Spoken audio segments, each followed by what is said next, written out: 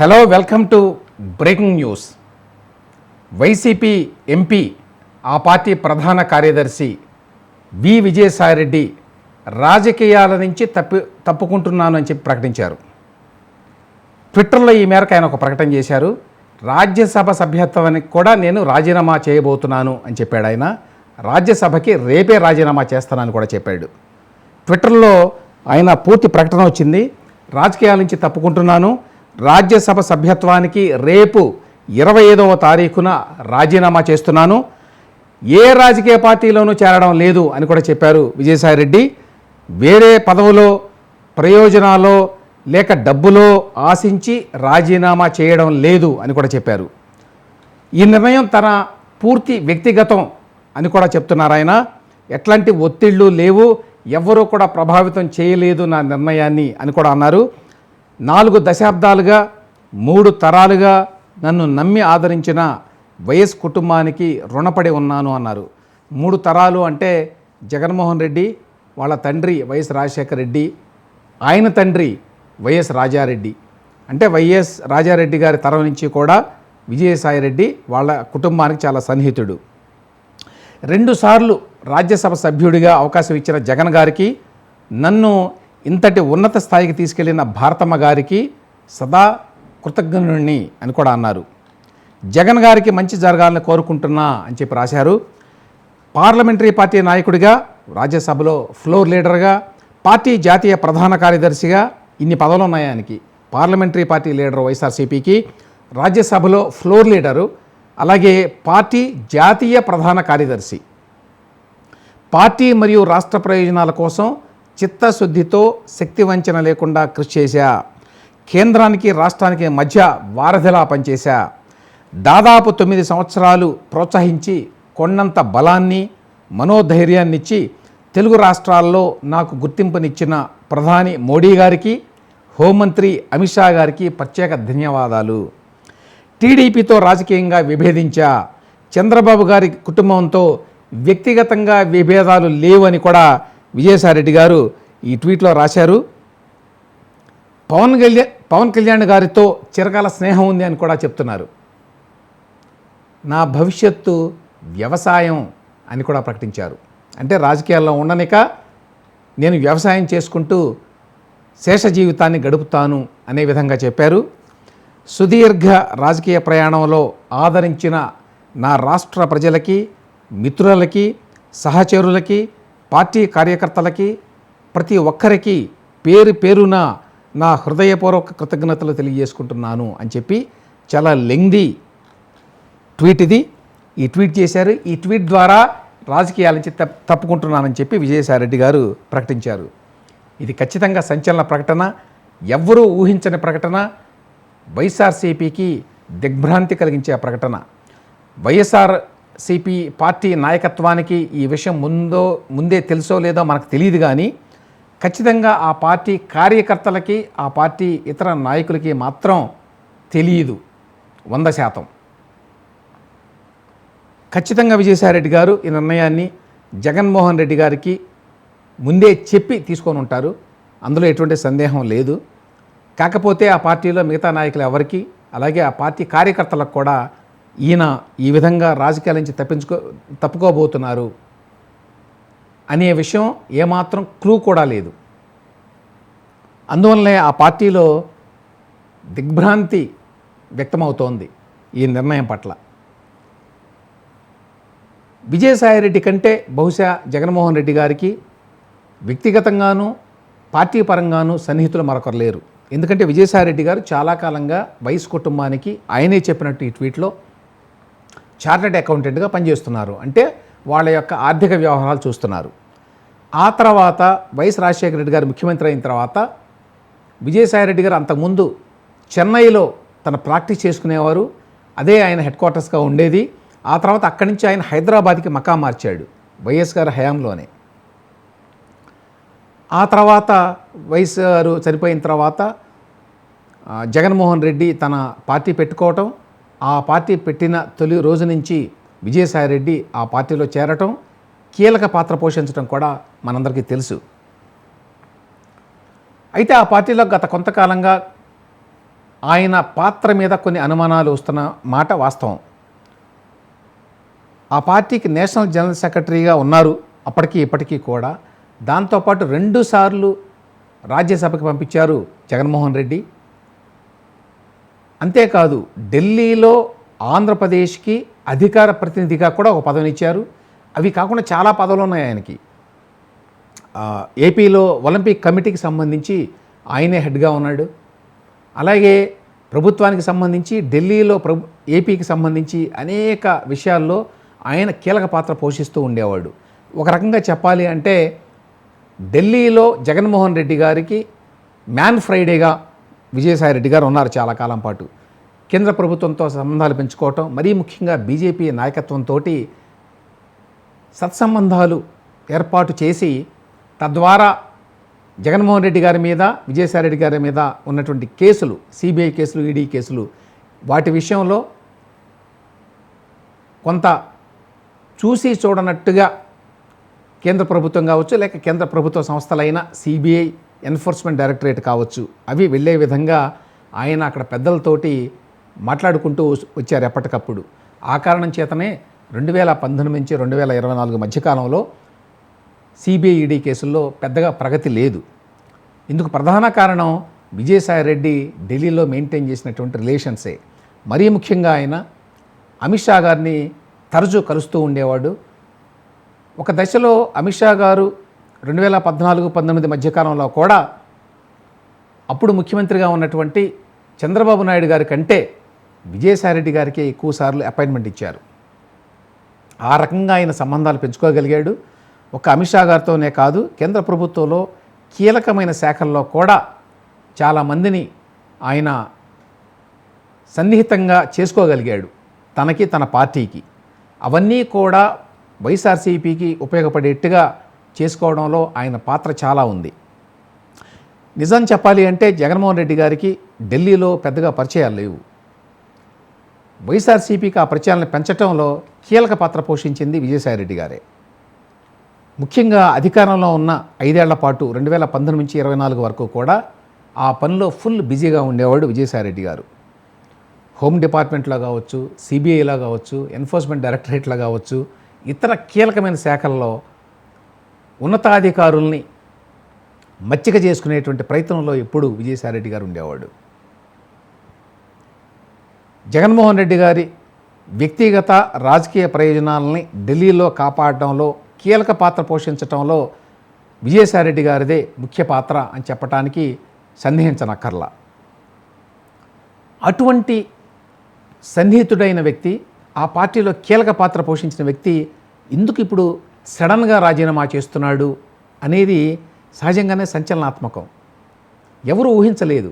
అందరికీ తెలిసి ఈ మధ్యకాలంలో చాలాసార్లు ప్రెస్ మీట్లు పెట్టి అనేక వివాదాస్పద అంశాల్లో ఇరుక్కున్నప్పుడు ఆయన బహిరంగంగా చాలా విషయాలు మాట్లాడాడు, చాలా గట్టిగా మాట్లాడాడు. ఓడిపోయిన తర్వాత కూడా పార్టీ ఆయన ప్రెస్ మీట్లు పెట్టి ప్రభుత్వం మీద, చంద్రబాబు నాయుడు మీద, నారా లోకేష్ మీద తీవ్రమైన పదజాలంతో మాట్లాడాడు.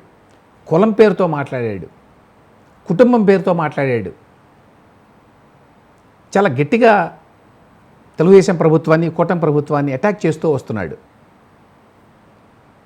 గతంలో ఈనాడు మీద, రామోజీరావు గారి మీద ఆయన కోపం వచ్చినప్పుడు నేను ఒక టీవీ పెట్టబోతున్నాను, ఒక టీవీ ఛానల్ పెట్టబోతున్నాను, అలాగే ఒక న్యూస్ పేపర్ కూడా పెట్టబోతున్నాను, వీళ్ళందరి సంగతి చూస్తాను, ఈనాడు సంగతి చూస్తాను, ఆంధ్రజ్యోతి సంగతి చూస్తాను అన్నట్టుగా చాలాసార్లు మాట్లాడారు.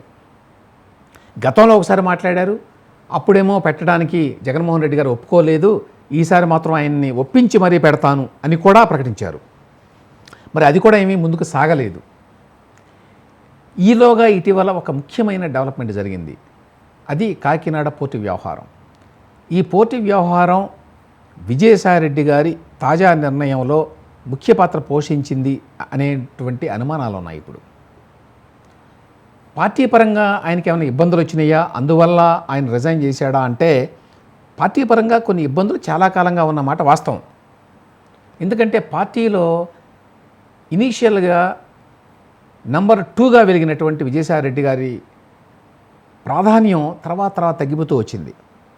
సజ్జల రామకృష్ణారెడ్డి గారు అడ్వైజర్గా ఉన్నప్పుడు ప్రభుత్వంలో ఆయనే ఒక వెలుగు వెలిగాడు. ఆయన వైఎస్ భారతి గారికి చాలా సన్నిహితుడు, అందువల్ల పార్టీలో ఆయనకి ప్రాధాన్యత పెరిగింది అని చెప్పి అనుకుంటూ ఉండేవారు. విజయసాయిరెడ్డి గారు ఎంతో కొంత దూరం అయిన మాట వాస్తవం. అందువలన ఆయన్ని మొదట ఉత్తరాంధ్రకి ఇన్ఛార్జిగా పెట్టి ఆ తర్వాత తీసేశారు. అలాగే చాలా కాలం పాటు వైఎస్ఆర్సీపీ సోషల్ మీడియాకి ఇన్ఛార్జిగా కూడా ఉండేవాడు ఆయన. ఆ తర్వాత ఆ పదవి నుంచి కూడా ఆయన తొలగించారు. వీటన్నిటి మూలంగా విజయసాయిరెడ్డికి సజ్జల రామకృష్ణారెడ్డికి మధ్య విభేదాలు ఉన్నాయి చాలా. ఈ విషయంలో చాలా కాలం పాటు సజ్జల రామకృష్ణారెడ్డి గారికే అప్పర్ హ్యాండ్ అయింది, పై చేయి ఆయనదే అయింది అనేటువంటి అభిప్రాయాలు కూడా వచ్చినాయి అప్పట్లో. ఆ తర్వాత ఈ మధ్య కాలంలో ఓటమి తర్వాత మళ్ళీ ఉత్తరాంధ్ర అప్పచెప్తున్నాం అని చెప్పి కొన్నాళ్ళు చెప్పారు. కొంతకాలం పాటు ఆయన ఒక పెద్ద వివాదంలో ఇరుక్కున్న విషయం కూడా తెలుసు మనకి. అది ఎండోమెంట్స్ డిపార్ట్మెంట్లో ఒక ఉద్యోగినితోటి ఈయనకి వ్యక్తిగతమైన సంబంధాలు ఉన్నాయి, ఆమె ద్వారా ఈయన చాలా పనులు చేయించాడు అని చెప్పి ఆమె భర్త బయటకు వచ్చి మాట్లాడడం అందరికీ తెలుసు.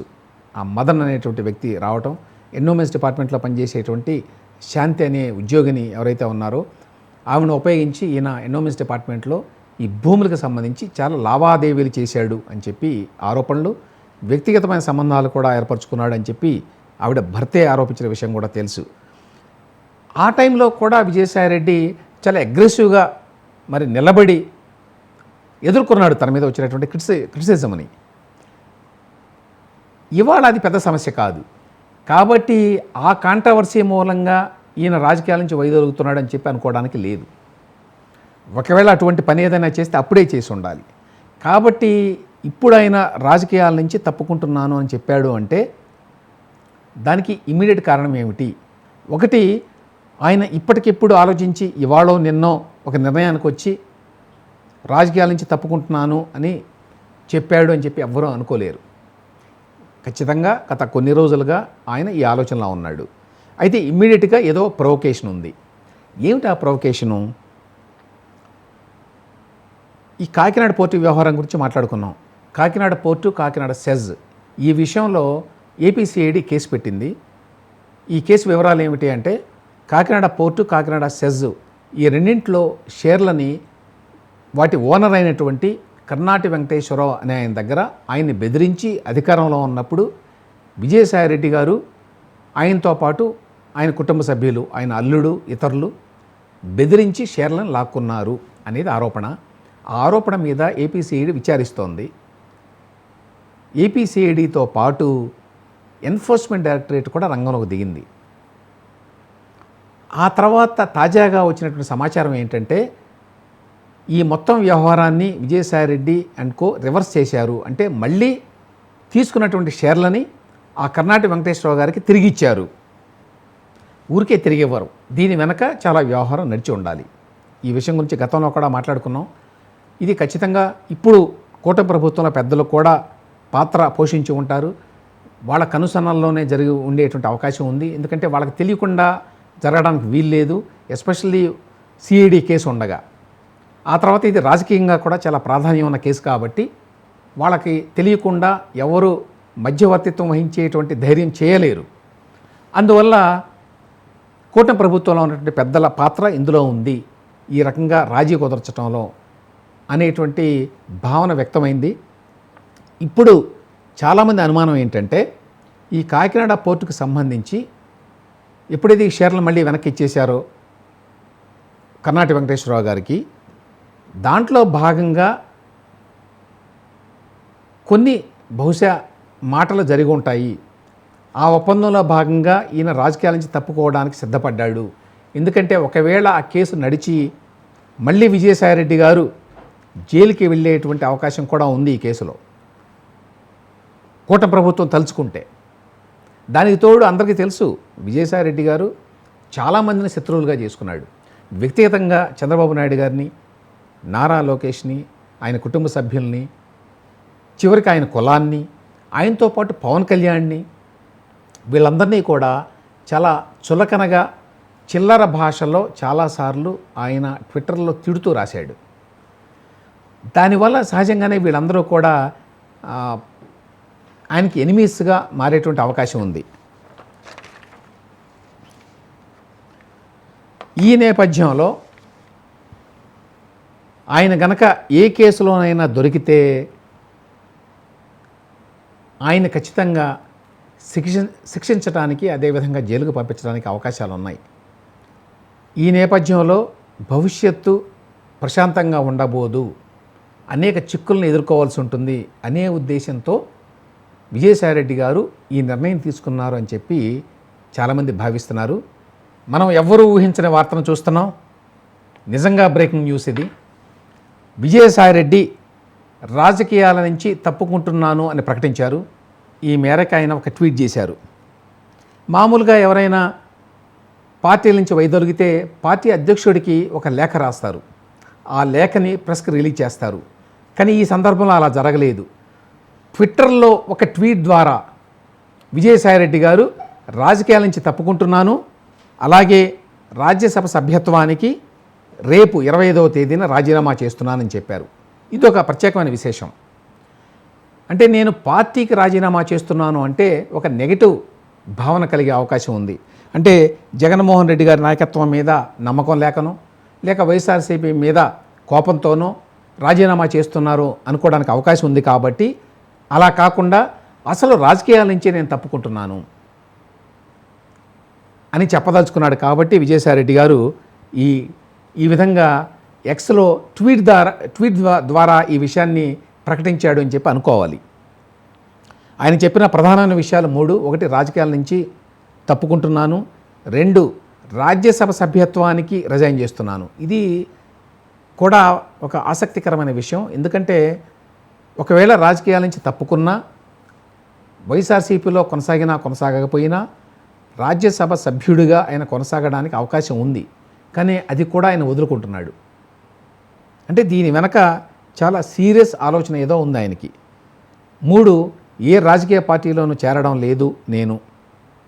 అంటే వేరే పదవుల కోసమో, ప్రయోజనాల కోసమో, డబ్బు కోసమో నేను ఈ రాజీనామా చేయడం లేదు అని చెప్పాడు.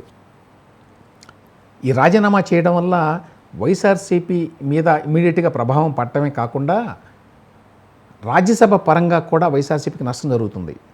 ఆల్రెడీ వైఎస్ఆర్సీపీకి ఒకప్పుడు మొత్తం 11 మంది రాజ్యసభ సభ్యులు ఉండేవారు ఆ పార్టీలో. ఆ తర్వాత వరుసగా ఒక్కొక్కరు వెళ్ళిపోవడం పార్టీ నుంచి తెలుసు మనకి. ఈ మధ్యనే 3 మరి రిజైన్ చేసిన విషయం తెలుసు మనకి. ఆర్ కృష్ణయ్య, మోపిదేవి వెంకటరమణ, బీదా మస్తాన్ రావు. వీళ్ళల్లో 2 టీడీపీలోకి వెళ్ళారు, ఒకరు బీజేపీలోకి వెళ్ళారు. ఇప్పుడు విజయసాయిరెడ్డి గారు 4వ వ్యక్తి అన్నమాట. రాజ్యసభ సభ్యత్వాన్ని ఆయన వదులుకుంటున్నారు వైఎస్ఆర్సీపీ తరఫున. ఇంకొక ఆసక్తికరమైన వార్త ఏమిటంటే ఆయనతో పాటు మరొక వైసీపీ రాజ్యసభ సభ్యుడు అయోధ్య రామిరెడ్డి కూడా రాజీనామా చేస్తారు అని ప్రచారం జరుగుతోంది. ఎంతవరకు వాస్తవం ఇంకా తెలియదు, కన్ఫర్మ్ కాలేదు. సో వీళ్ళు కూడా చేస్తే 6 మాత్రమే మిగులుతారు వైసీపీకి. సో ఈ వార్త మరి సాక్షి పత్రికలో వచ్చిందా లేదా అని చూస్తే సాక్షి పత్రికలో ఇంతవరకు అయితే ఈ వార్త కనిపించటం లేదు. సాక్షి టీవీలో కూడా కనిపించటం లేదు. అంటే బహుశా వారికి కూడా ఇది దిగ్భ్రాంతికరమైన వార్త. ఎంత దిగ్భ్రాంతికరం అంటే ఈ వార్తను వాళ్ళు ఇంకా వేయడం లేదు. సాక్షి టీవీలో కూడా రావడం లేదు. అలాగే సాక్షి పత్రికలో కూడా ఎక్కడ దీన్ని గురించిన ప్రస్తావన లేదు. ఒకవేళ ముందుగానే ఆ పార్టీ వాళ్ళందరికీ తెలిసి కనుక ఉంటే ఈ విషయం, సహజంగానే దానికి తగ్గట్టుగా దీన్ని ఏ విధంగా ప్రొజెక్ట్ చేయాలి ప్రజలకి అని చెప్పి వైసీపీ నాయకత్వం ప్రిపేర్ అయి ఉండేది.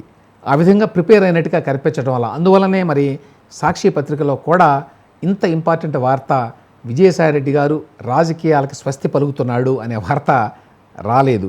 అదేవిధంగా టీవీలో కూడా దీని మీద ఎటువంటి చర్చలు పెట్టలేదు, లేక టీవీలో దీనికి కారణం ఫలానా అని చెప్పడానికి ప్రయత్నం కూడా చేయాల. ఎందుకు రాజీనామా చేశాడు అనే విషయం గురించి మాట్లాడుకుంటున్నాం మనం. ఎందుకు రాజీనామా చేశాడు అంటే ఆయన పీకల లోతు అనేక వ్యవహారాల్లో మునిగి ఉన్నాడు, కూరుకుపోయి ఉన్నాడు. బహుశా వీటి ద్వారా ముందు ముందు భవిష్యత్తులో మరిన్ని చిక్కులు ఎదుర్కోవాల్సి వస్తుంది అనేటువంటి ఉద్దేశంతో, అనేటువంటి ఆలోచనతో బహుశా మిగతా జీవితాన్ని కొంచెం ప్రశాంతంగా గడుపుదాం, రాజకీయాల్లో ఉంటే మళ్ళీ ఈ కేసుల బారిన పడాల్సి వస్తుంది అనేటువంటి భయంతో ఆయన ఈ పని చేశాడా అనేటువంటి ఆలోచన కూడా చాలామంది చెప్తున్నారు. ఇప్పటికే ఆయన మీద జగన్మోహన్ రెడ్డి గారితో పాటు 20 కేసులు ఉన్నాయి. 11 సిబిఐ కేసులు, 9 ఎన్ఫోర్స్మెంట్ డైరెక్టరేట్ కేసులు. అందులో జగన్మోహన్ రెడ్డి గారు అక్యూజ్ నెంబర్ 1 అయితే విజయసాయి రెడ్డి గారు అక్యూజ్ నెంబర్ 2. సో అవే పెద్ద కేసులు అనుకుంటే, ఇప్పుడు కాకినాడ పోర్టు కేసు కూడా ఆయన మీద ఏపీసీఐడి వారు పెట్టారు. ఏపీసీఐడి పెట్టినటువంటి కేసు అదే విజయసాయి రెడ్డి గారి మీద. ఇంతవరకు సీరియస్ కేసు. నిజానికి విజయసాయి రెడ్డి గారి మీద ఇంకా చాలా కేసులు పెడతారు ఈ కూటమి ప్రభుత్వం అనుకున్నారు. అన్ని కేసులు ఏమీ పెట్టలేదు. ఈ కేసు కూడా కర్నాటి వెంకటేశ్వరరావు గారు ఇచ్చినటువంటి ఫిర్యాదు మీద పెట్టింది. దాని మీద సిఐడి విచారణ జరుగుతోంది, ఈడీ విచారణ కూడా జరుగుతోంది. సమాచారం ఏంటి అంటే, ఇవాళ కూడా ఈడీ వాళ్ళు ఈ కేసులో పిలిచారు అని. ఈ విచారణ అయిన తర్వాతనే ఈయన ఈ ట్వీట్ చేసినట్టుగా తెలుస్తోంది.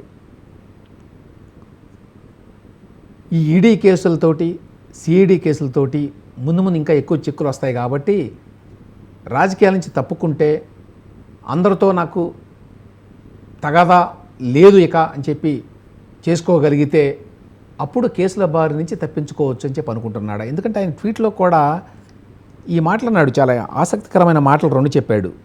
ఒకటేంటంటే, నాకు ఎవరితో తగాదా లేదు అని చెప్పడానికి టీడీపీతో రాజకీయంగా విభేదించా అన్నాడు.